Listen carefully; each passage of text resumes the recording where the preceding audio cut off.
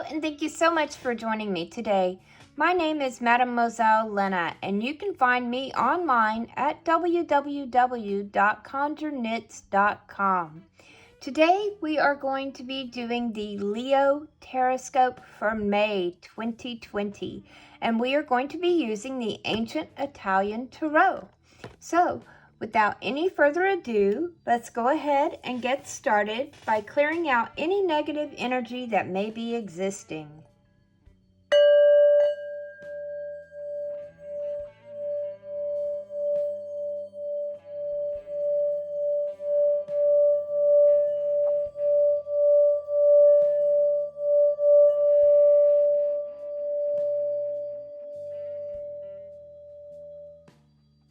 Okay. Let's see what Spirit has for Leo for the month of May 2020. Leo, May 2020. Spirit, what do you have for us? What do you have for Leo for May 2020?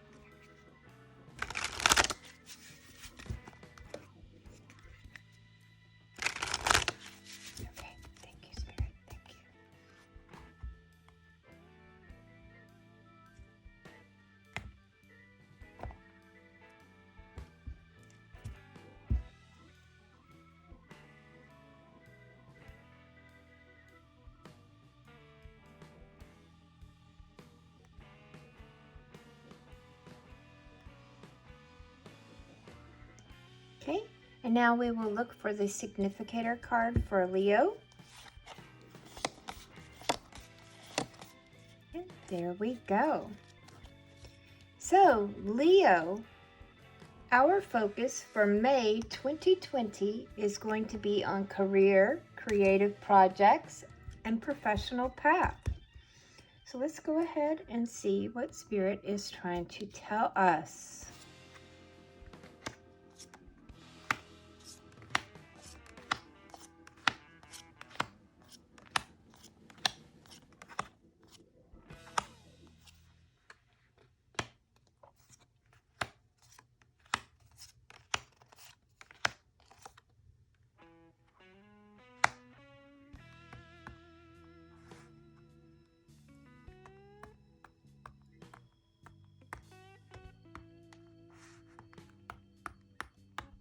Okay.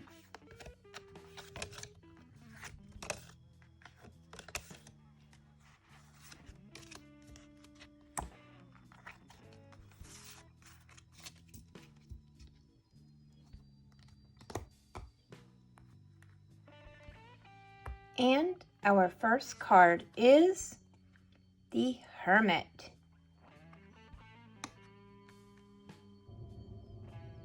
The name Hermit comes from a Greek word meaning desert.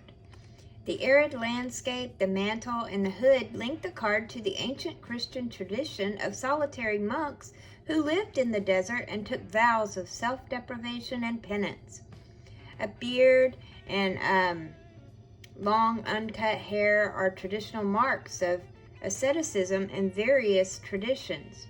The lamp-like object in the hermit's hand brings to mind the story of the Greek philosopher Diogenes. Despising accepted norms, Diogenes chooses to detach himself from respectable society to live in absolute poverty, sleeping in an old barrel. Once he was seen in the busy Athens marketplace, walking in broad daylight with a lit candle in his hand. When asked why, he said that he was looking for a human being. The hermit is looking for the truth. When Diogenes says he is looking for a human being in a marketplace full of people, he speaks about what he considers as a true human being, that is, an honest and virtuous one. The hermit in the religious tradition is also searching for something which represents truth, such as divine grace or mystical enlightenment. He can also express a sincere search for, like searching for something of value, with a readiness to pay a price, such as isolation or self-deprivation. The hermit is focused on his goal. The idea of a religious hermit represents a total commitment of someone who devotes his life to a single cause. He also gives up satisfactions. The simple habit and the monk-like appearance of the hermit indicate that he is ready to give up comfort and material pleasures. That could also signify self-deprivation, or maybe just simple and modest lifestyle. The hermit examines the past. You see how he has this concentrated look to the left, which may be observing or examining the past or turning his gaze inwards. He may be trying to comprehend his past experiences and understand how they affect his present life. He moves cautiously. He has that concentrated look with the raised lamp in front of the eyes, indicate that he examines everything very meticulously. He avoids contact. The literal meaning of the card's name is a solitary person who avoids contact with others. The mantle sleeve around the lamp also creates the feeling of keeping one's light to himself. The card can represent a person with an independent thought who doesn't care too much about what other people think of him. This is exactly the example that Diogenes offers. In a less favorable sense, the card can describe loneliness, closure, fear of intimacy, and a difficulty in maintaining human contact. Perhaps it could mean that someone being overcritical or obsessively searching for faults in other people, or you may be searching too intensely for an ideal partner and using it as an excuse to avoid real contact. There we have that. Next we have the Four of Cups. The Four of Cups is about family. This is a stable framework of close human relationships, the family, a group of friends, a community, or a tribe. It's a secure feeling of belonging, issues of family relations, especially between parents and children. It's emotional stability. Okay, and then we have the Four of Swords. The Four of Swords is about being restricted. It's a stable but limited situation. You see how you have it makes like an enclosure here, and the plant is in the middle of this enclosure, so it's really restricted on, where it can go. It's pushing against boundaries, working under pressure and constraints, a potential for future growth which cannot fully express itself in the present conditions. And we have the Ace of Swords. The Ace of Swords is about sharp thinking, a clear definition of goals, power and control of the situation, an ability to skip lengthy deliberations and decide one way or the other, cutting away with the past, with negative influences, and so on. It's a fighting spirit. Courage, victory, glory, a new initiative characterized by determination and precise planning, separating between beneficial and damaging things. It's about ambition and competitiveness, which is very, very Leo-like. And then card number 5, we have the Knight of Swords. What really gets me about this card is they're moving in this direction, but yet both the horse and the knight are looking in this direction. It's like they have energy and motivation and the resources needed to advance forward.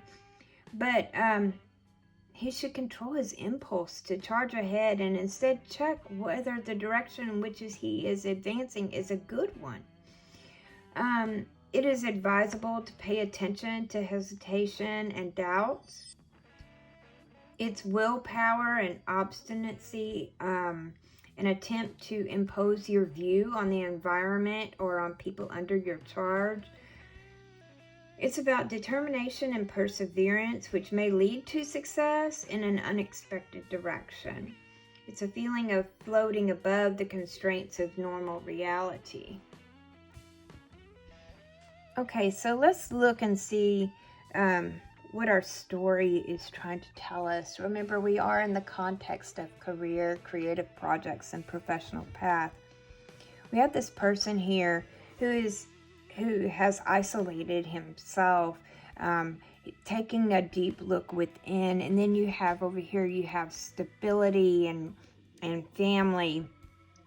And this is about trying to, you're being confined, you're restricted as far as what you can do. It's almost like you know what you want and you know precisely the goal that you have, and you just don't know what direction to take right now. It's like, do I do this? Do I do that? And it's like you start to do something and it's like, well, wait a minute, I don't know.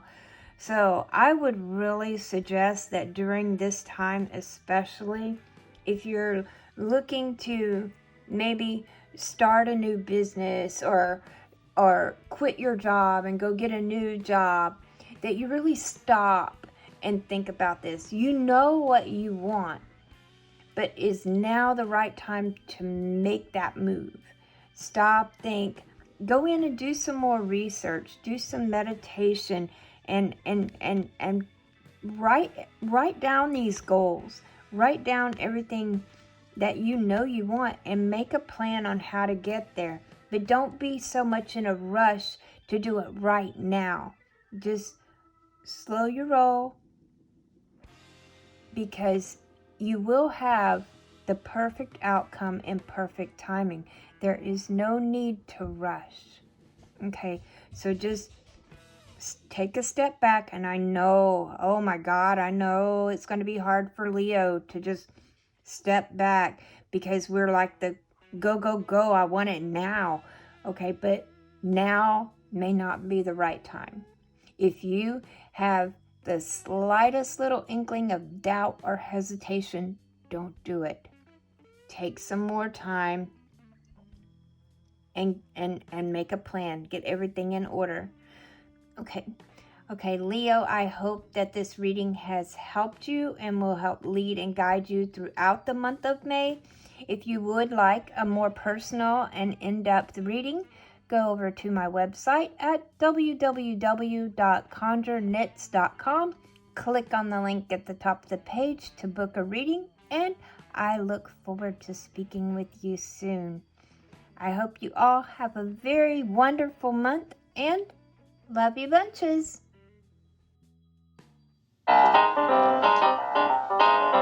To find out more about Mademoiselle Lynna or to book a reading, please visit us online at www.conjureknits.com.